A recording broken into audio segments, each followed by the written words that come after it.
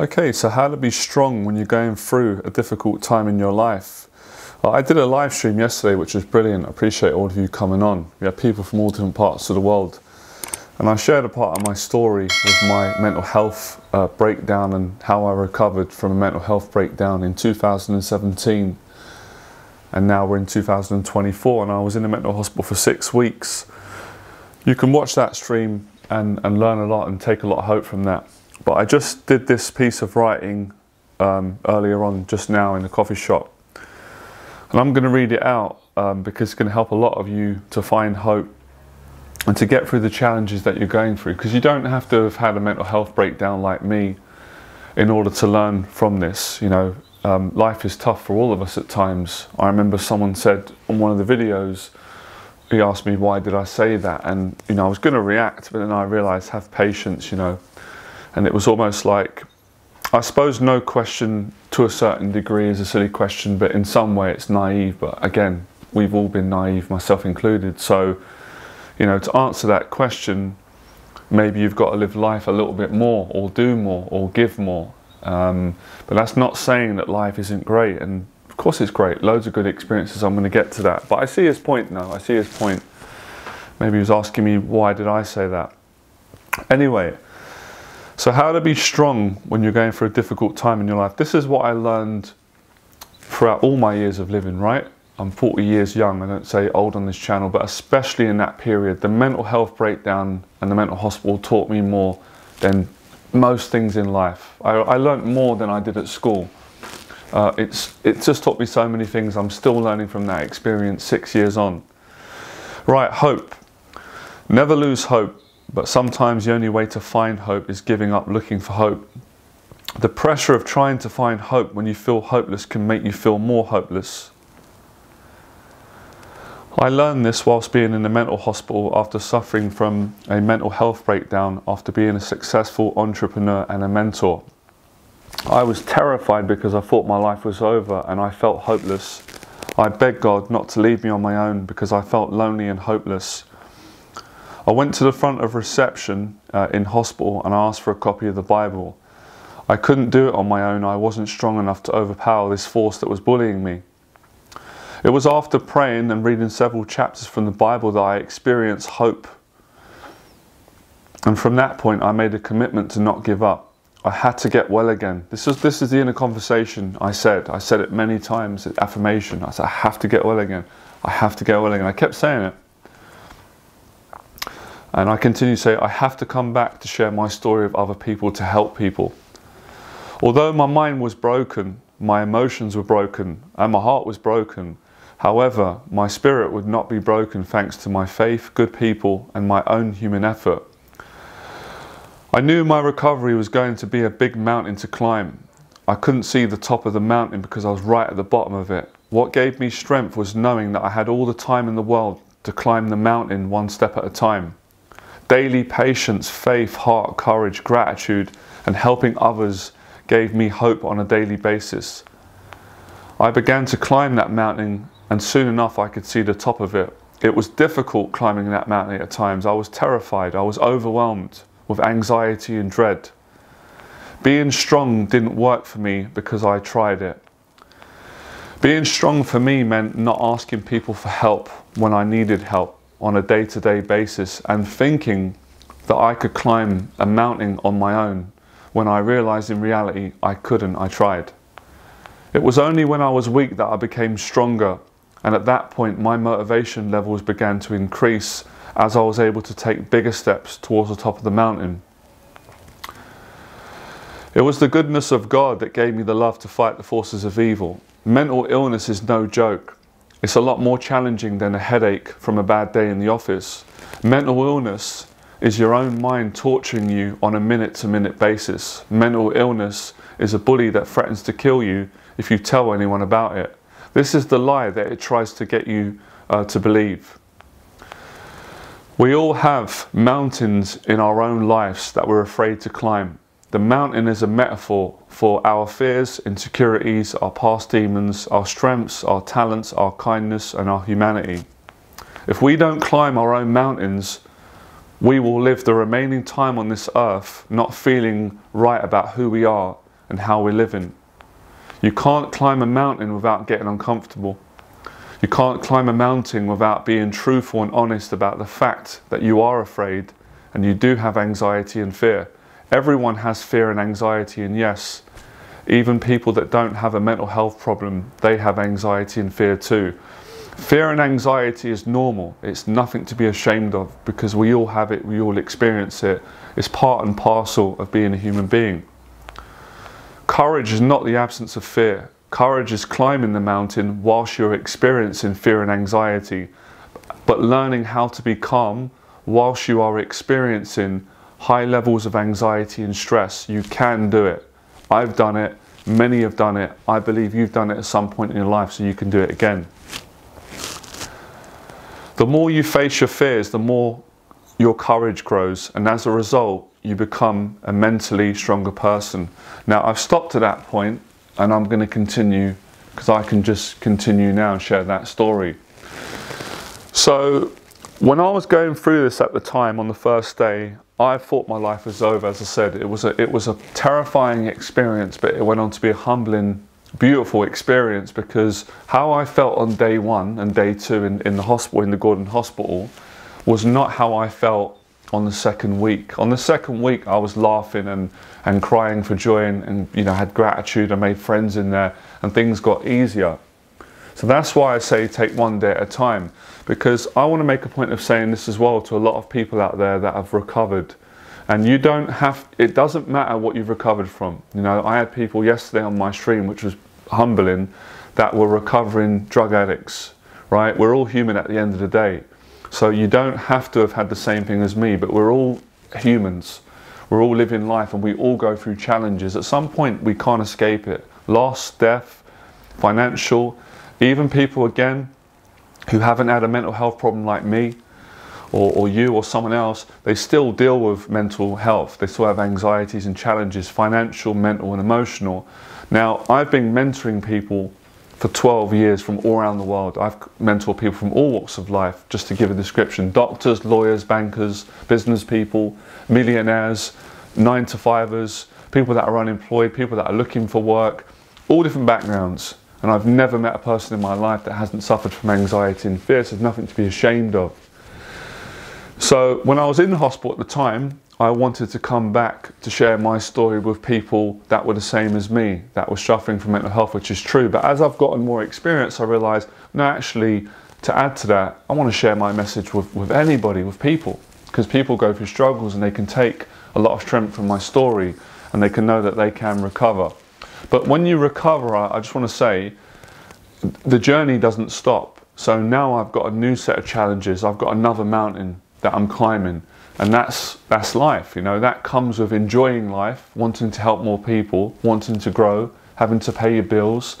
So when you recover from mental illness or whatever, a drug addiction or suicide or whatever, bad relationships, trauma, bullying, abuse, whatever the case may be, you still have to deal with the daily challenges, but hopefully you've got more gratitude, you've got more faith, more strength, and you've got a story that can inspire people.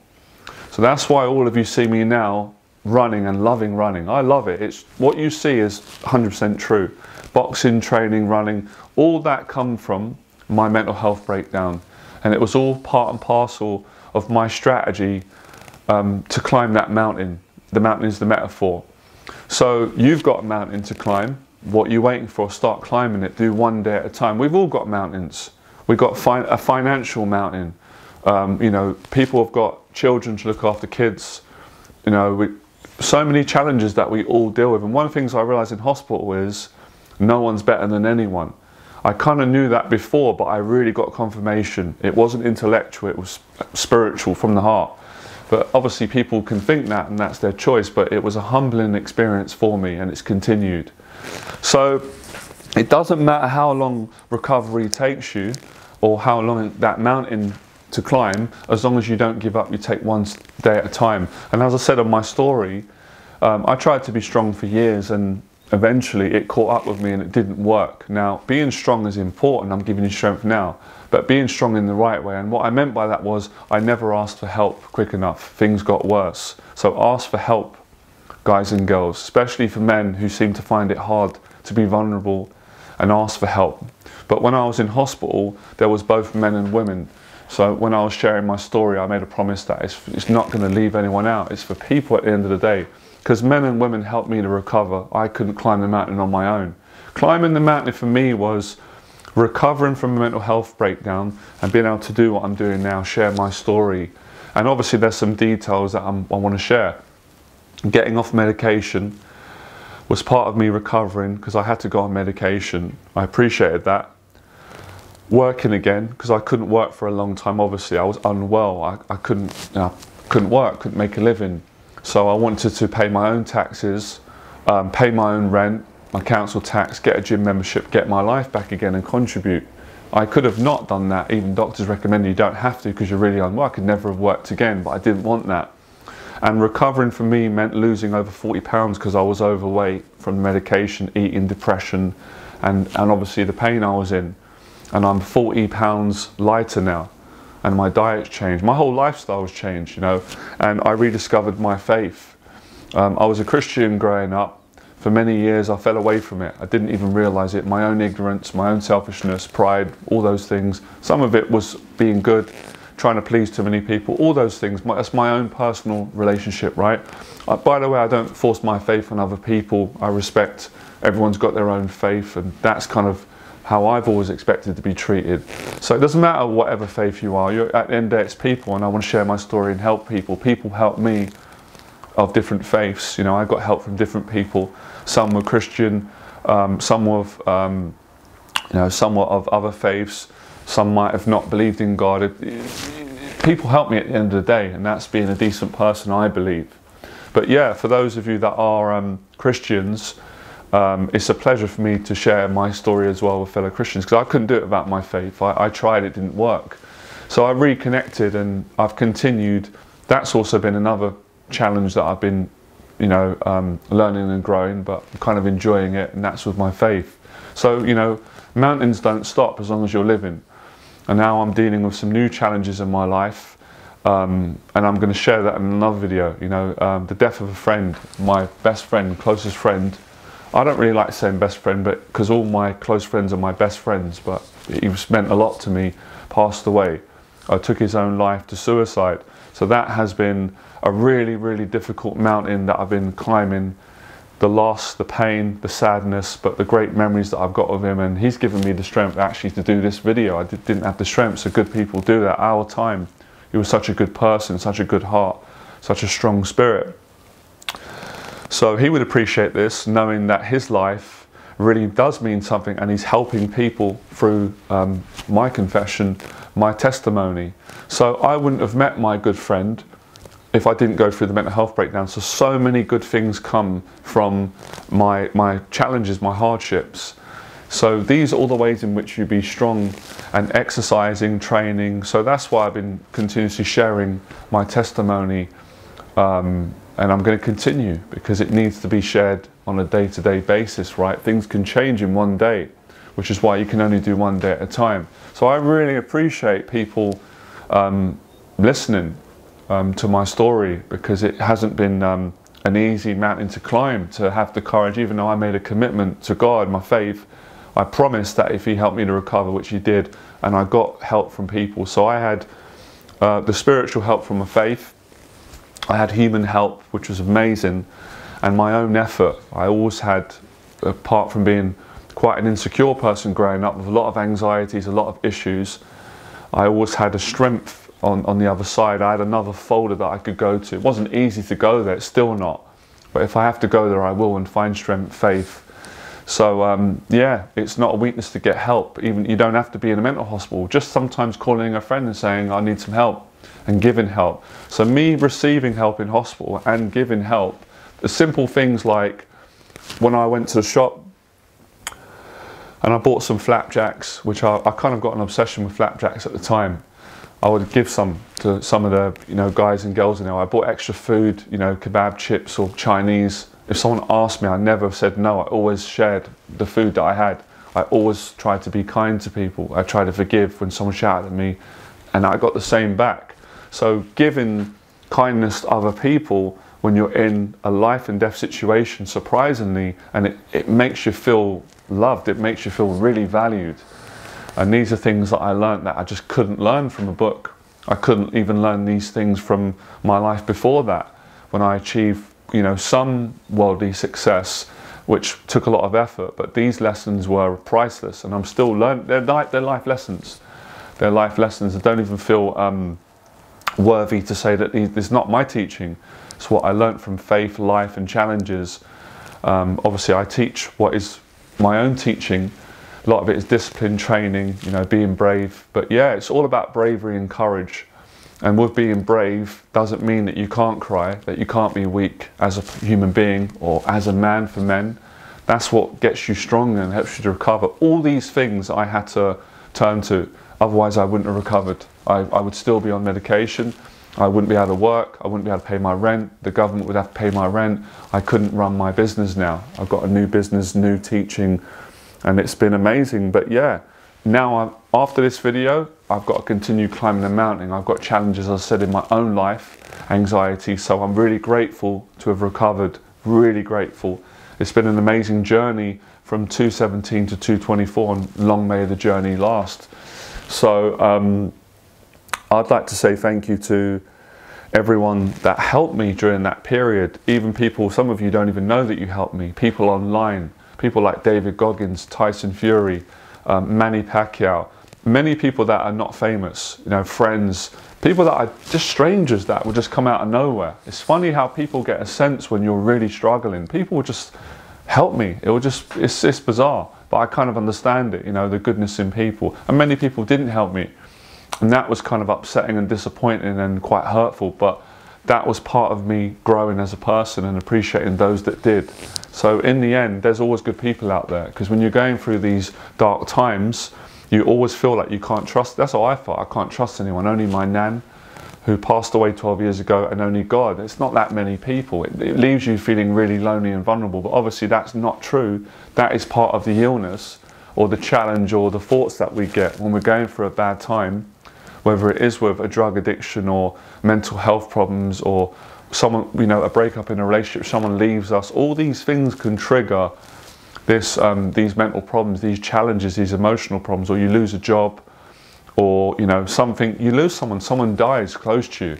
So I've been through all these things, and at some point we all go through these things, or maybe we don't go through all of them, hopefully. But yes, people's stories online really help me, you know, and whenever I'm in need of help myself, because I want to make a point of saying, just because I'm a teacher and a mentor, I've been doing it a long time, or any of you teachers out there, that doesn't exclude me from being human. And there's times where I need help. I need help on a daily basis with my faith. I pray every day to give me the strength, to give others strength, and to get me through the day and enjoy the day. So these are things that I learned that I couldn't have learned if I didn't go through this experience, and I don't regret it. It's transformed my life, and it's continued, and it's been so nice to help people and give them strength. So yeah, never lose hope. It's always there, but don't put so much pressure on it, on anything. Pressure to have to trust everybody, because that's what I was doing. This is from my point of view, right? But please take from my story what works. And as good old Bruce Lee said, please reject what is not useful, because you don't have to take every single bit to get through your own, climb your own mountain. But I like that metaphor. So yeah, exercising, faith, praying, getting help, therapy, setting goals, helping other people all throughout that, my journey. I continue to do that.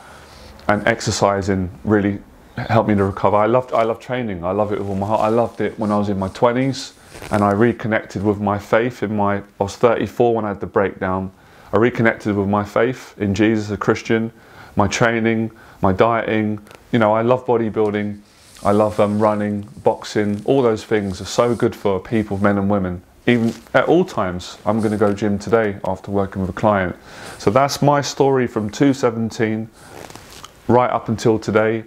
I'm going to find the courage to share the next part of my story throughout my videos and my streams of other challenges. I think the best way sometimes to help people is to have the courage to tell them about the struggles and the challenges that you're going through and the progress that you've made, whether you've overcome it, whether it's ongoing, or either way. Because I've realized that about life, that we think sometimes, and me too, like I thought, well, when I overcome this mental health breakdown, please God, which I did, my life's going to be amazing, it's never going to get challenged again.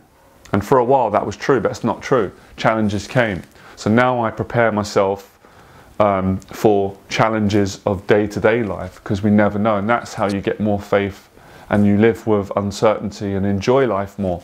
So it's enjoying life despite the challenges when you're climbing that mountain, where the altitude gets difficult, where you're afraid that you're going to die, or you have periods where it goes well, you climb, oh, this is easy, wow, I'm fit, oh no, what's going on? That's life, that is living. But if we don't live life to the full, then you're going to be paralyzed by fear, and you're going to be stuck on a mountain that you could potentially climb and grow and help the next person. And whilst you're climbing your own mountain, you can turn around and give someone encouragement so they can climb their mountain. A lot of the times we all do this, we become selfish in our own problems, and sometimes that's not our fault, because if you're at a place where you cannot help anyone, then you need to get help, you deserve that. But a lot of the times we can help someone else, even when we're in the midst of needing help, and that actually helps us anyway. So it's all about help. That's where the strength comes from, asking for help, not letting pride get in the way, and then taking the help, and when you no longer need it, saying thank you, I appreciate you helping me, I'll never forget that, bless you. And the other person feels appreciated. Every person that I thanked from my heart felt so appreciated by me, because they knew that I appreciated them and what they'd done for me. Even if it was getting me a coffee, or even if it was a kind word, or sitting with me, talking me through my depression, my mental health challenges, or encouraging me, or sharing something biblical with me from my faith, or someone, as I said, who's not the same faith as me, just talking to me, having a chat with me, helping me to take my mind off things. It's all these little things that make a difference. So I hope you enjoyed that. Like, share, subscribe to my channel. My name's Jonathan. I'm a mentor and teacher. I teach people how to change their lives, how to build a disciplined life, how to live each day in gratitude, and how to have more courage so you can live a better life, be positive and help other people. All right, I'll speak to all of you soon. Good luck. Bye.